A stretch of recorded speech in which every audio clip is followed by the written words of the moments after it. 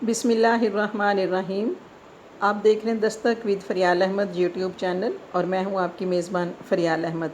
اپنے تمام دیکھنے اور سننے والوں کو دل کی اتھا گہرائیوں سے خوش آمدید اور السلام علیکم ورحمۃ اللہ وبرکاتہ۔ لاکھوں کروڑوں درود و سلام حضور نبی کریم صلی اللہ علیہ وآلہ وسلم پر، جو صاحب مقام محمود اور صاحب مقام کعبہ و قوسین ہیں۔ دعا ہے اللہ رب العزت سے کہ ہمارے تمام دیکھنے اور سننے والوں کو اللہ تعالیٰ اپنے حفظ و امان میں رکھے، آمین۔ ایک نئی ویڈیو کے ساتھ آپ کی خدمت میں حاضر ہیں۔ اس سے پہلے کہ اگر آپ نے ہمارا چینل سبسکرائب نہیں کیا ہوا تو جلدی سے آپ اسے سبسکرائب کر لیجئے تاکہ آنے والی نیو ویڈیو سب سے پہلے آپ تک پہنچ سکے۔ محترم ناظرین، کل کی ویڈیو میں نے حضرت آدم علیہ السلام اور ان کے بیٹوں کا ذکر کیا تھا۔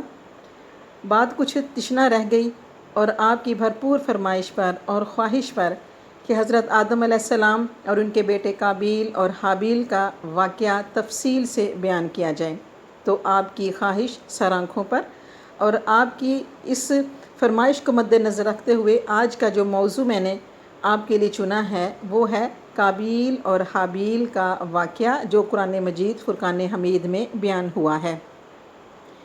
سورہ المائدہ رکوع نمبر 5 میں اللہ تبارک و تعالیٰ فرما رہا ہے، اور آپ بتا دیجئے ان کے سامنے آدم علیہ السلام کے 2 بیٹوں کی خبر، جب قربانی کی انہوں نے، قربانی کرنا پس قبول کی گئی ایک کی ان 2 میں سے اور نہ قبول کی گئی دوسرے سے، کہا اس نے ضرور مار ڈالوں گا میں تجھے۔ حابیل نے کہا کہ سوائے اس کے نہیں کہ قبول کرتا ہے اللہ تعالیٰ پرہیزگاروں سے، اگر ہاتھ بڑھائے تو میری طرف تاکہ قتل کرے مجھے، پھر بھی میں تیری طرف ہاتھ نہ اٹھاؤں گا، بے شک میں ڈرتا ہوں اللہ سے جو تمام مخلوق کا رب ہے۔ جی، اسی آیت مبارکہ کو موضوع بناتے ہوئے آج کے گفتگو کا آغاز کرتی ہوں۔ سامعین محترم، جب حضرت آدم علیہ السلام اور حضرت حوا علیہ السلام کی توبہ قبول ہو گئی، پھر اطمینان ہو گیا، چین اور سکون سے زندگی بسر کرنے لگے، اور اماں حوا علیہ السلام کے حمل سے جوڑا جوڑا پیدا ہونے لگا۔ حضرت آدم علیہ السلام اللہ کے حکم سے جس بھائی کے ساتھ بہن پیدا ہوتی، دوسرے جوڑے سے اس کا نکاح کر دیتے۔ قابیل سب سے بڑا بیٹا تھا۔ اس کے ساتھ جو لڑکی پیدا ہوئی وہ نہایت خوبصورت تھی، جس کا نام مختلف روایات میں کلمہ بھی آتا ہے اور کمیم بھی آتا ہے، اور جو لڑکی حابیل کے ساتھ پیدا ہوئی وہ اتنی خوبصورت نہ تھی۔ قابیل نے اس بات کو پسند نہ کیا اور وہ غضبناک ہو گیا۔ وہ چاہتا تھا کہ میں اپنی اسی بہن سے شادی کر لوں جو اس کے ساتھ پیدا ہوئی ہے۔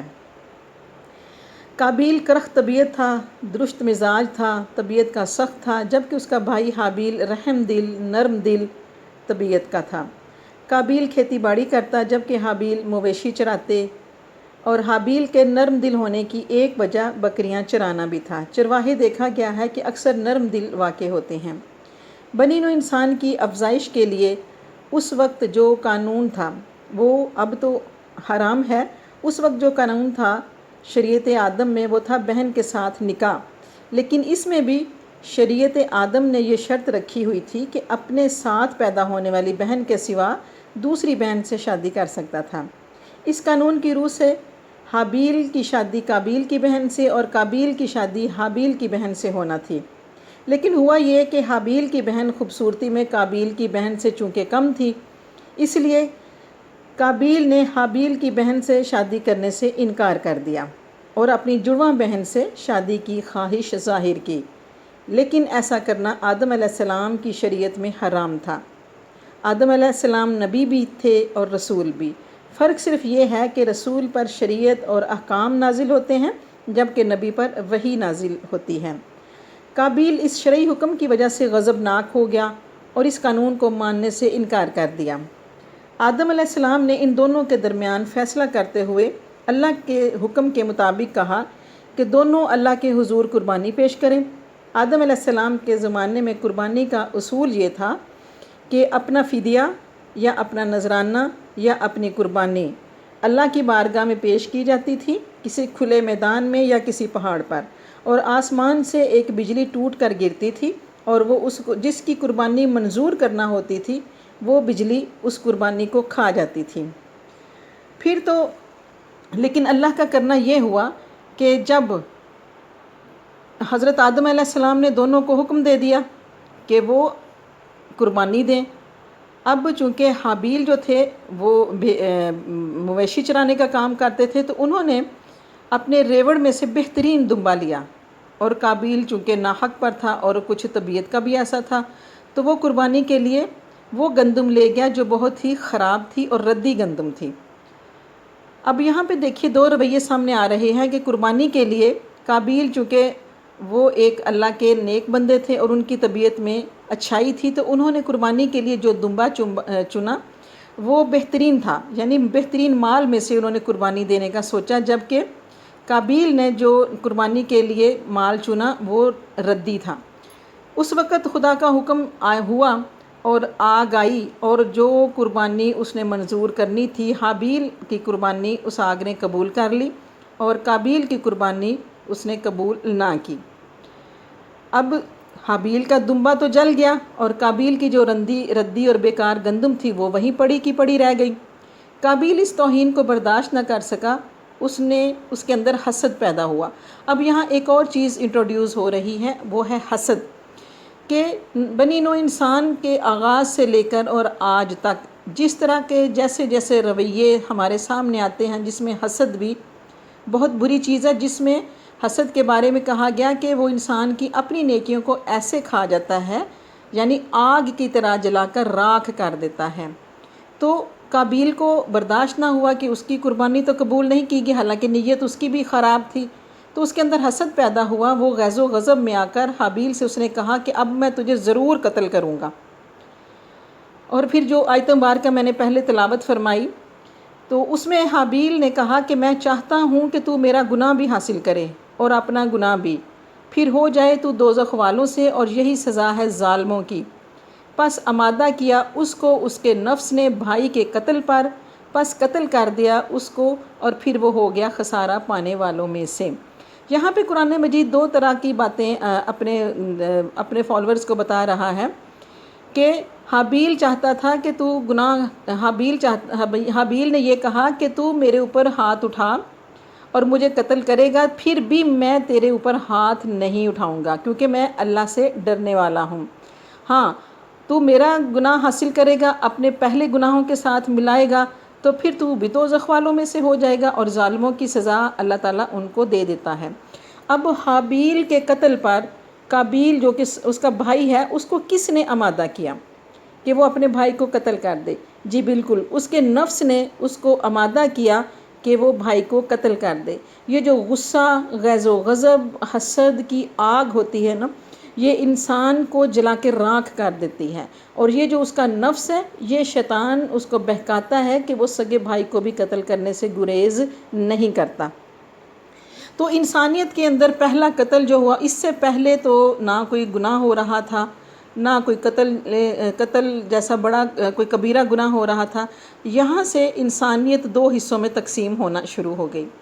اب جب اس کے اندر ایک انتقام کی آگ بھڑکنے لگی، حسد کی آگ میں وہ جلنے لگا، تو اس نے موقع کی تلاش کی، اور حابیل جو ایک دن سو رہے تھے پتھر پر سر رکھ کر، تو قابیل نے اتنا ظلم کیا کہ ایک اور بڑا پتھر اٹھایا، جس سے اس نے حابیل کا سر کچل کر، یعنی پتھر مار کر، بڑی ہی مظلوم طریقے سے حابیل کو شہید کر دیا۔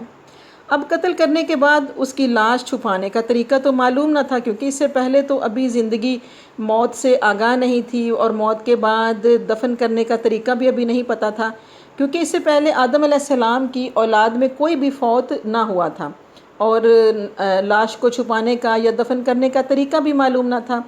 اس لیے قابیل حیران تھا، اور اس نے بھائی کی لاش کو یعنی حابیل کو اپنے کندھوں پر اٹھایا، اور سمجھ اسے نہیں آ رہی کہ اب اس لاش کا وہ کرے کیا۔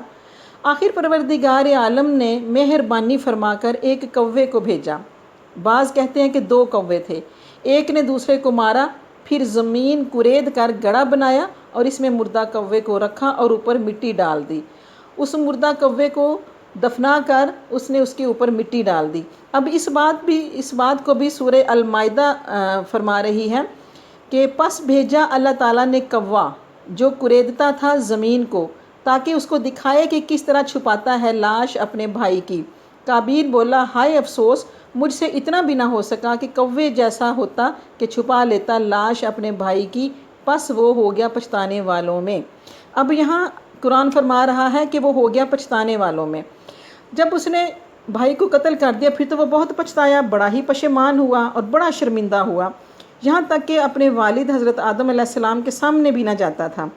अब इस बात को इमाम अहमद तिरमिज़ी रहमतुल्लाह अलैह रिवायत करते हैं, उस मौके पर जब बड़ी ही मज़लूम शहादत सैयदना हज़रत उस्मान गनी रहमतुल्लाह रज़ी अल्लाह ताला अन्हु की हो रही थी। हज़रत सैयदना साद बिन वक़ास रज़ी अल्लाह ताला अन्हु से रिवायत है कि हुज़ूर सल्लल्लाहु अलैहि वसल्लम ने फरमाया, और ये रिवायत सैयदना उस्मान गनी रज़ी अल्लाह ताला अन्हु की मज़लूमाना शहादत के वक्त बयान की जा रही है कि हुज़ूर ने फरमाया कि एक बहुत बड़ा फितना पैदा होगा जिसमें बैठने वाला चलने वाले से बेहतर होगा, चलने वाला दौड़ने वाले से बेहतर होगा। किसी ने पूछा कि अगर मेरे घर में कोई घुस कर मुझे कत्ल करना चाहे तो आका जान सल्लल्लाहु अलैहि वसल्लम ने फरमाया तो आदम अलैहिस्सलाम के बेटे हाबील की तरह कत्ल हो जाना, यानी उस फितने में कत्ल हो जाना काबील की तरह कातिल कहलाने से बेहतर है। तो मोहतरम सामीन और हाज़रीन और नाज़रीन, इन अहादीस से इस जुर्म यानी कत्ल नाहक की नौयत का बखूबी अंदाज़ा लगाया जा सकता है कि कत्ल नाहक घिनौनी हरकत है, और इतनी घिनौनी हरकत है कि क़यामत के दिन दुनिया में भी इंसान इसकी सज़ा भुगतता है, और क़यामत के दिन भी जब अल्लाह ताला अपना जजमेंट डे को अपना तख्त सजाएगा और अदालत लगाएगा तो सबसे पहला मुकदमा जो अल्लाह की अदालत में पेश किया जाएगा वो कत्ल नाहक का ही होगा। और फिर एक और बात, दुनिया में इसकी सज़ा क्या है कि क़यामत तक आने वाले लोग जो कत्ल करते रहेंगे, इंसानियत का सताते रहेंगे या बुरी बातें करते रहेंगे या इंसानियत या ज़मीन पर फसाद फैलाते रहेंगे, फितना और फसाद फैलाते रहेंगे, तो उनका उसके हिस्से का गुनाह भी काबील के लिए लिखा जाता रहेगा। अब यहाँ पे एक और चीज़ वाज़े हो गई कि काबील के कातिल बनने के बाद और हाबील के कत्ल होने के बाद इंसानियत जो थी यानी नस्ल इंसानी जो थी वो दो ग्रोहों में तकसीम हो गई। नेक लोग आदम अलैहिस्सलाम के साथ और हाबील की सुन्नत पर अमल पैरा हो गए, और बुरे लोग काबील के साथ एक अलग नई नस्ल की इब्तदा हो गई। काबील अपनी बीवी को लेकर अपने वालिद से अलग हो गया, हज़रत आदम अलैहिस्सलाम से अलग हो गया, और उसने एक नई नस्ल इंसानी की इब्तदा की उसने। इस तरह दो ग्रोह बन गए, और काबील के ग्रोह में वो लोग थे जो फहाशी उरियानी को पसंद करते थे, बुराई को पसंद करते थे, इंसानियत को सताना पसंद करते थे। तो ऐसी बुराइयों को काबील के ग्रोह में उनको वहाँ पे खूब अरूज हासिल हुआ। इबादत बेशक वो अल्लाह की करते थे मगर बेहयाई के दिल दादा थे, तकवा की कमी थी उनके अंदर, और तकवा की किल्लत की वजह से अहकाम इलाही की नाफरमानी फहाशी शबो रोज़ उनका मामूल था। अब जो आदम अलैहिस्सलाम और हाबील के जो पैरोकार थे, फॉलोअर्स थे, वो अच्छाई के रास्ते पर चलते रहे। तो ये दो ताकतें जब से ये कायनात बनी है, जब से इंसानी नस्ल वजूद में है, अफजाइश नस्ल इंसानी का आगाज़ हुआ, ये दो ताकतें साथ साथ चल रही हैं, जिनका आगाज़ काबील ने कत्ल नाहक करके किया था। फिर ये एक लंबी दास्तान है कि ये आज तक अगर हम पहुँचें तो बहुत बेशुमार नबी आए, बेशुमार रसूल आए, पैगंबर आए, और हर नबी हर पैगंबर के दौर में मुख्तलिफ़ वाक़यात होते रहे। तो कुरान मजीद ने कुछ किस्सों को इसलिए अपने अंदर शामिल किया कि लोगों को बताया जा सके कि जो नेकी के रास्ते पर चलते हैं, जो अच्छाई के रास्ते पर चलते हैं, वो हज़रत आदम अलैहिस्सलाम और हाबील की सुन्नत पर होते हैं, और जो बुराई के रास्ते पर चलते हैं वो काबील और उसके बुरे लोगों के फॉलोअर्स होते हैं। इसलिए जिसने ज़ालिमाना कत्ल की इब्तदा की और ये एक नापाक सुन्नत जारी की, अल्लाह ताला ने क़यामत तक उसके हिस्से यानी उसके नामे अमाल को ऐसे गुनाहों से यानी कत्ल नाहक होने वाले गुनाहों से भर दिया। तो ये था आज का एपिसोड। वमा अलैना इल्लल बलागुल मुबीन। वस्सलामु अलैकुम वरहमतुल्लाहि वबरकातुहू। प्रोग्राम दस्तक पसंद आ रहा है तो मेरे चैनल को सब्सक्राइब करें, बेल आइकन को प्रेस करें کمنٹ سیکشن میں جا کر اپنے خیالات کا اور اپنے رائے کا اظہار کریں۔ آپ کی رائے کی منتظر فریال احمد۔ والسلام علیکم ورحمۃ اللہ وبرکاتہ۔